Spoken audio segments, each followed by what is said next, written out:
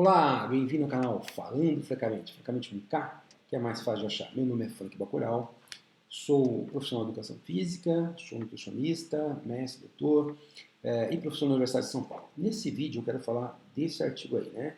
Será que a D-galactose pode mediar parte dos efeitos de hipertrofia muscular esquelética promovida pelo leite?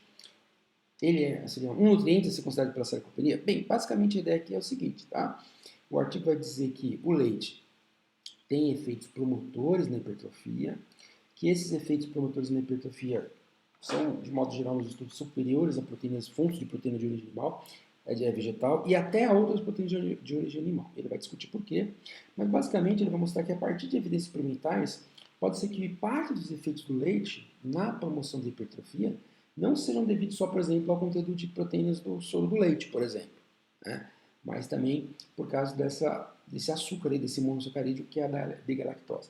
E eles estão considerando o perfil da sarcopenia. Tá? Então ele começa a falar da importância da massa, né, a importância da massa muscular para a manutenção da saúde, claro, para a prevenção de doenças, que a musculatura esquelética está ligada à postura, à movimentação, à respiração, que o tecido muscular ajuda a fazer uma comunicação bidirecional, né, entre os tecidos, por exemplo, tem secreção de miocinas ou exercício entre os tecidos. Tá? E aí, claro que ele fala que o músculo esquelético é uma relação entre síntese proteica e degradação proteica, como sempre. E aí ele mostra que no envelhecimento, comenta que no envelhecimento a sarcopenia é um problema, né? Então ele comenta, por exemplo, que de modo geral, no ciclo vital humano, a massa muscular ela vai aumentando durante o desenvolvimento, ela atinge um auge ali na terceira década de vida e a partir da quarta década de vida ela tende a diminuir. Isso representaria um perigo, porque pode implicar nessa perda de massa aí que é a sarcopenia. Dentre as estratégias para o tratamento da sarcopenia estaria, por exemplo, exercício e a nutrição, de preferência a combinação de ambos, né? E aí, no caso do papel da intervenção nutricional, a ideia seria, por exemplo, aumentar a hiperaminocidemia, ou seja, por exemplo, imagina você vai lá, a gente vem discutindo isso na parte de proteína, né? Você faz um exercício de força hoje, um treinamento de força, o efeito da recuperação vai ficar por dias, horas, dias. Então é importante que nesse período onde o músculo está se regenerando, está tendo síntese proteica, que eu tenha um fornecimento constante de uma maior concentração de aminoácidos. Daí a hiperacidemia. Então, ele está dizendo que o papel nutricional da sarcopenia poderia ser, por exemplo, esse papel tradicional que a gente fala, fornecer um fluxo constante de aminoácidos. Né? E um outro seria, claro, a diminuição da degradação proteica. Aí ele começa a falar do leite e dos laticínios. Tá? E ele fala que os leites e laticínios eles são estudados há muito tempo, né? Tem uma grande quantidade de estudos quanto à capacidade de promover síntese proteica após treinamento de força, durante restrição calórica, durante o envelhecimento. Então ele fala aí que tem muito estudo sobre leite e laticínio nesses contextos, né? Restrição calórica, pós-exercício, envelhecimento. E aí ele mostra que a ingestão ali dos leites derivados, né, quando ele fala de estudo durante 6 semanas, quando as pessoas usarem essa proteína no leite, teve um aumento de GF1, GH, de testosterona, glustatina, que seria uma bloqueadora da miostatina, uma alteração da taxa de glustatina para fluostatina, quer dizer, se a miostatina está sendo dividida pela fluostatina, a fluostatina está aumentando, diminui na prática o impacto da miostatina, diminui da miostatina, a própria diminuição da miostatina e diminuição do cortisol. Né? Então esse aumento, aí outro estudo mostrando que o leite aumento da massa muscular em idosos com risco de sarcopenia, estudo até de 12 anos, onde as pessoas, outro estudo ele fala sobre 12 anos, onde as pessoas consumiam uma alta quantidade de proteínas do leite e derivados, isso gerou um menor risco de sarcopenia, ou seja, até agora ele começou a falar aqui do potencial efeito do leite e dos laticínios na síntese proteica evitando a sarcopenia, né? E aí, como eu já comentei, ele fala o número desses estudos mostrando que o leite é superior a outras fontes de proteína, no caso de promover a síntese proteica, não só superior a proteínas de origem vegetal, mas também a proteínas de origem animal.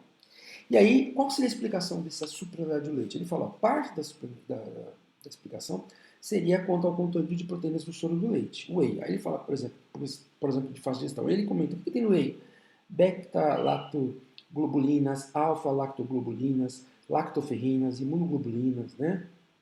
Isso teria no leite. Então ele fala assim, por exemplo, 20% ali da proteína do leite seriam essas whey proteins enquanto 80% seriam caseínas. Mas não é só isso, né? Além dessas proteínas de rápida absorção, alta absorção e digestão, isso aí permitiria, obviamente, um fornecimento constante de aminoácidos em maior quantidade.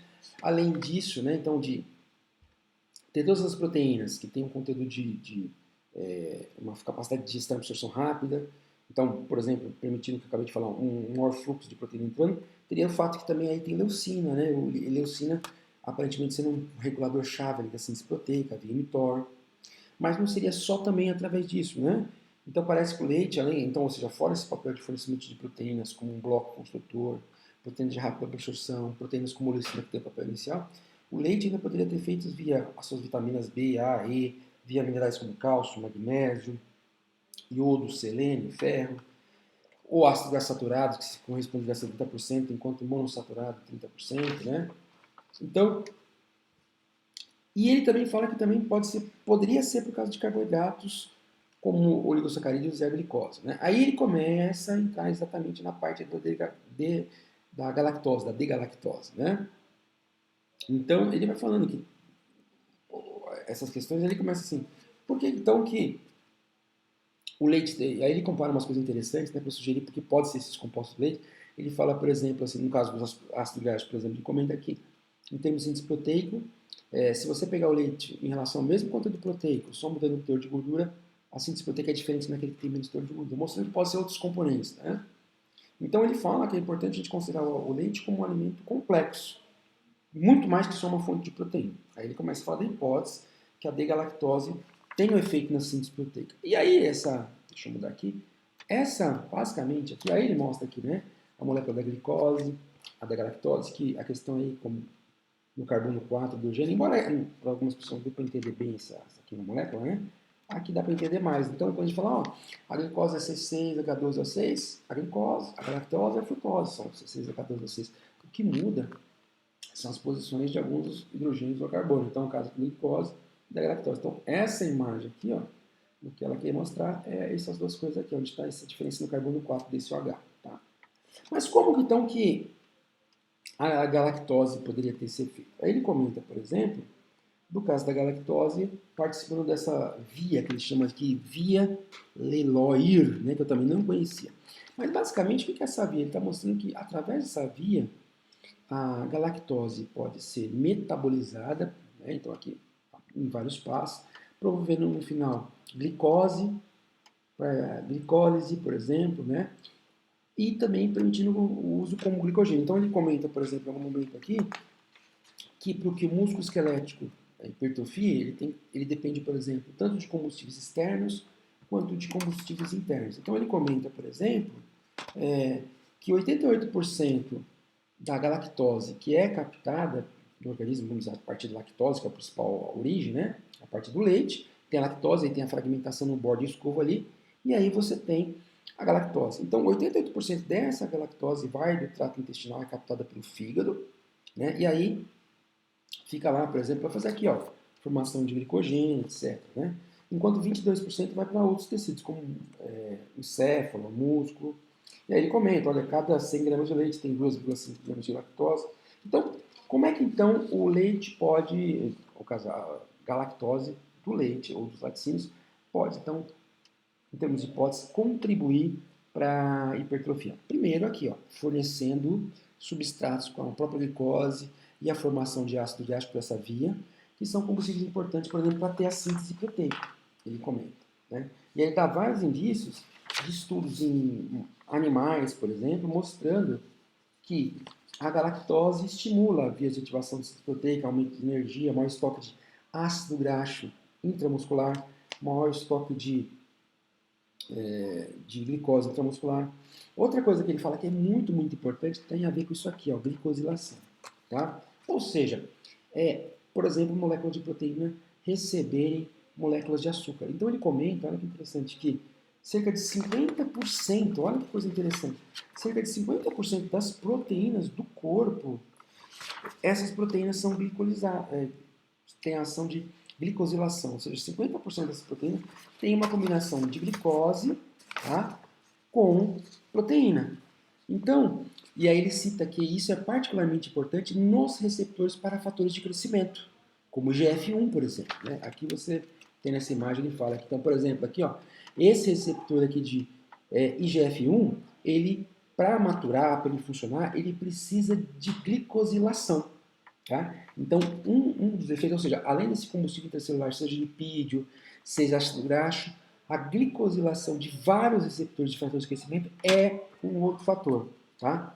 Então, aí ele vai falando dessas coisas que são importantes. Então, substrato, que a gente comentou aqui, aumentando esse substrato. Ao aumentar esses substratos, né, que tem tá aqui, ó, o lipídio, a glicose, o glicogênio interno, também aumenta a mitocôndria. Né? Então, aqui você vê aqui, o glicogênio, a mitocôndria. Então, e aí uma coisa curiosa, ele comenta, né, porque no caso da supressão da mitocôndria, mas a mitocôndria é uma coisa mais ligada à fibra do tipo 1. Então, ele comenta que nas fibras do tipo 1, parece que a D-galactose estimula crescimento e aumento da via, através de processos mitocondriais, tá? Fibra hipertrofia e tal, mas é via metabolismo oxidativo, enquanto nas fibras tipo 2, aparentemente isso pode ser via mTOR, que nem está aqui, né? mTOR, PK, glicosilação de receptor. E aí uma outra coisa que ele comenta que é bem interessante, que o envelhecimento é uma fase onde tanto o nível de fatores de crescimento, sua concentração nos tecidos como no músculo, como o nível e a quantidade, a responsividade dos receptores desses fatores de crescimento diminui via diminuição de glicosilação. Tá? Daí a importância, né, da potencial da galactose via essa glicosilação. Então, aí ele comenta, então, aquilo que a gente falou, 50% das proteínas humanas são glicosiladas e a galactose, claro, tem um papel importantíssimo nisso, né? Então ele fala, por exemplo, da formação de colágeno, isso é fundamental, né? E que ela também promove sinalização via mTOR, que a gente está falando aqui, né? Então, comentando. Então, na prática, gente, esse artigo, né? Vamos fazer um resumo breve aí dele. Esse artigo fala da importância que o leite e os derivados têm na síntese proteica. Ele cita vários contextos aí, tem muita evidência do leite nesse papel, superando às vezes proteínas de origem animal e proteínas de origem vegetal.